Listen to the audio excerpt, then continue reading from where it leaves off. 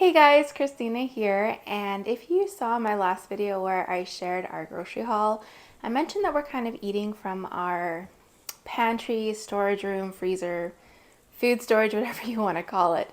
And I thought today I would give you an example of what that actually looks like. So for tonight's dinner, it's beef and bean chili. So I'm going to take you along and show you kind of what is home canned, what is purchased, what's from the freezer, what's fresh, and show you how I put this together to eat from our pantry. So I actually start the night before by getting our beans ready. We eat dried beans just because they're cheaper than buying the canned ones. So I have 1 can of kidney beans, 1 of navy beans, and 1 of black beans. And what I'm going to do is I'm going to go ahead and soak them with a little bit of apple cider vinegar just to help get some of the gassiness to go away.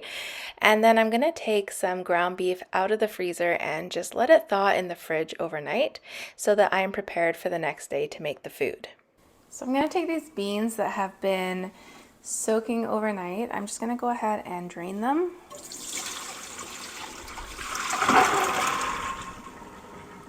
And then I'm going to just give them a quick rinse before I put them in my Instant Pot and pressure cook them.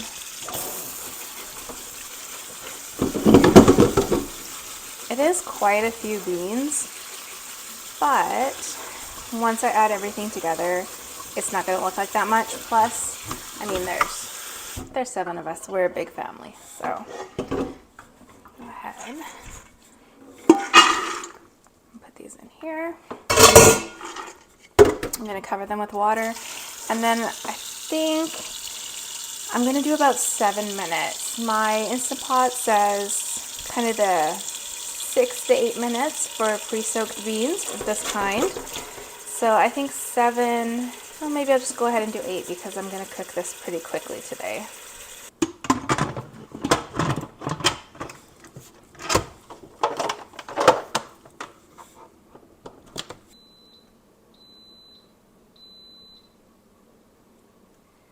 So while that starts to cook, I thought I'd just give you kind of a quick overview and show you how I'm pulling things from the pantry. So the meat from last night, we buy when it's on sale or in bulk, and we portion it and freeze it. This one was already pre-portioned.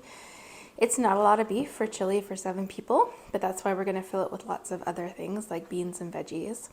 We are planning to get a quarter of a cow soon, so that's kind of one way we are stocking our freezer in that way. And then there's a few fresh things I'm going to use. I'm going to use some cilantro. Onions, we keep a good amount of onions downstairs and they stay cold down there. We buy, well, I'd say we have at least 20 pounds at a time in our storage. You saw my grocery haul, I bought garlic. We buy it by the kilogram. We go through a lot of garlic. So those are like the fresh foods I'm going to be using today. Then I have these green peppers, orange peppers, and jalapeno that we got. I think these were from Flash Food this summer, and this was from Costco when they were on sale. We chopped them up and froze them so they're really quick and simple, ready to use. Same with the jalapeno, so I can just throw some of those in. I'm going to add a bit of corn, just bought from the store, kept in our freezer. And then I'm going to add also some canned peppers. I have quite a few canned peppers, but I really want to use the frozen ones at first because I feel like these can sit on the shelf longer than these can in the freezer. So I'm just going to add a few. I have tomatoes that we canned. These ones are some of our last jars from 2022 that we have left. So I'm going to go ahead and put those in. And then I have a can of tomato paste. This is one item that we stock up on and we keep downstairs all the time. And what am I missing? Oh, celery. I have frozen celery. I need to go find that. Same, we buy it, clean it, chop it, freeze it so that it will stay good and we just take what we need. And usually I put mushrooms in, but I don't have any fresh mushrooms and I meant to buy a can and I forgot. I've actually never had canned mushrooms before. So I was going to buy one to try it, but I forgot. So there'll be no mushrooms this time. Let me go find that celery right now. Well, things don't always go as planned. I turned my Instant Pot on, and within a minute or two, I saw like little bits of smoke coming out. I thought that was so weird. So I opened it up and it was coming from under here. I don't know if you can see that color all around here. This is melted plastic. For some reason, there was a lid inside, and this is what's left of it that we could get out.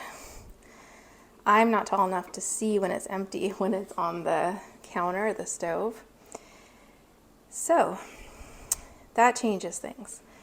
So I'm gonna go ahead and boil these beans the old-fashioned way. I don't have a crock pot. Ours died and I wasn't able to replace it.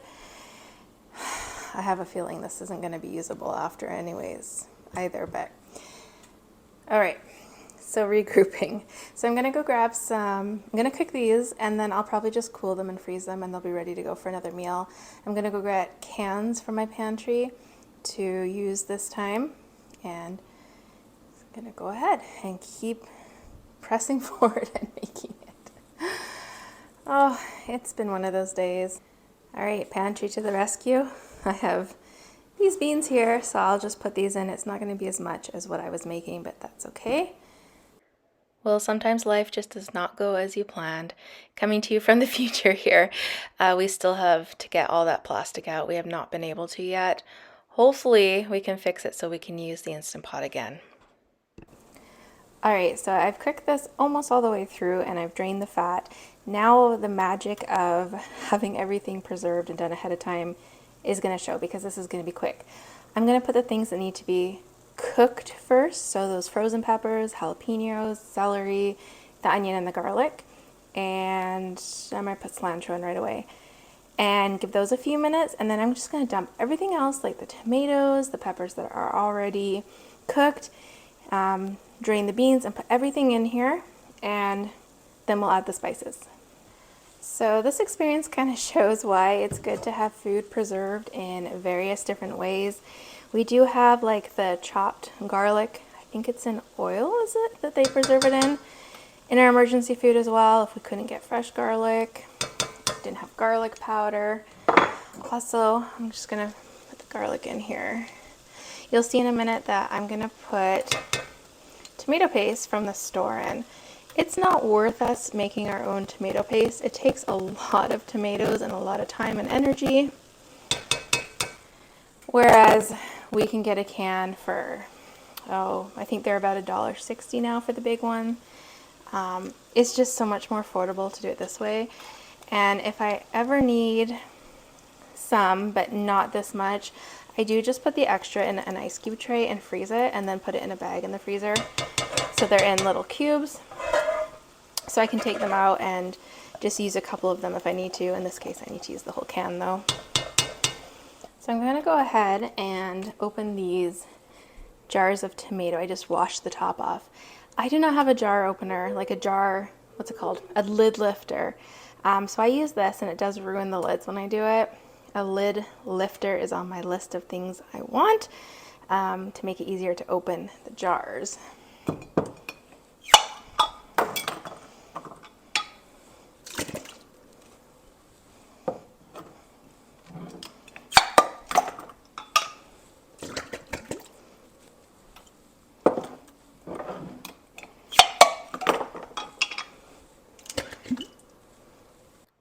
I like to rinse my beans even when they come in the can really well. So I just do that and then I add them in, and then I'm just going to add the corn in and give everything a nice stir. It's getting pretty full there, which is great. It's going to feed my large family for sure. And again, these jars here are peppers that I got on sale or through like Flash Food and processed them. So these ones are already cooked. They're quite soft. Normally I wouldn't add them till a bit later, but it's a little bit thick, so I'm just going to add the liquid right with this one and see if I want to put the other one straight in or if I want to drain it. Around.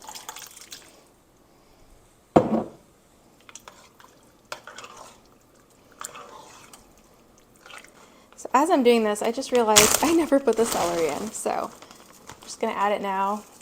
It's going to cook and simmer for a while, so it'll be fine when it's frozen. But again, this is the way we find to like something like celery. If it sits in our fridge, it's gonna not get used kind of in one go. So by chopping it and freezing it, it's ready to go. And we don't worry about having any spoilage with it. I'm going to add the cilantro here and then the spices, give it a good stir, and then let it simmer. So while that is getting up to heat and simmering, I'm going to go ahead and make 2 batches of what we call fluffy biscuits. I don't know if you can even read that. I need to redo it. It's been so well loved. But I'm going to make some for dinner tonight, and then we'll have some for breakfast tomorrow with some yogurt and fruit. And if there's enough, I might freeze some for a future meal, but kind of depends how much the kids eat, right? So I'm going to go ahead and get these started. So for things like flour and sugar, which there's a little bit of in this recipe, we have these big containers. We buy these things in bulk. I just have gamma lids on them. So I buy them in 10 kilos usually, if I can. I think this one might have been, it was bigger than 10 kilos. Maybe it was 20 kilos, or I can't remember. But we just keep them like this in the kitchen, and we have more of them downstairs, so they're always on hand, so we can do baking and whatever else we may need flour and sugar for. They're right there. For some reason, my camera stopped recording sound at this point, so I do apologize. It's going to be just me talking for the rest of the video. But here I am making the biscuits. These biscuits are messy, but they are so delicious. The key is to get lots of layers in them. So you see me rolling out and then folding the dough, turning it and doing that again and doing it a few times. That's getting those layers in there so that when the biscuits go in the oven, they're going to puff up and be just beautiful and golden brown. Now, I do have some biscuit cutters I use that I absolutely love. I've had them for many, many years. They came in a set and they have been fantastic to have in the kitchen. When the biscuits come out of the oven, they are nice and fluffy. We ended up having enough for dinner, putting some away for another meal, and having enough for breakfast. And then the chili was delicious. So hopefully this has given you an idea of kind of how I cook from my pantry, how I preserve things and use things in different ways. If you have any questions, go ahead and leave them in the comment section down below. But otherwise, I hope, like I said, this has given you some ideas, and I hope that this finds you having a great day. Take care.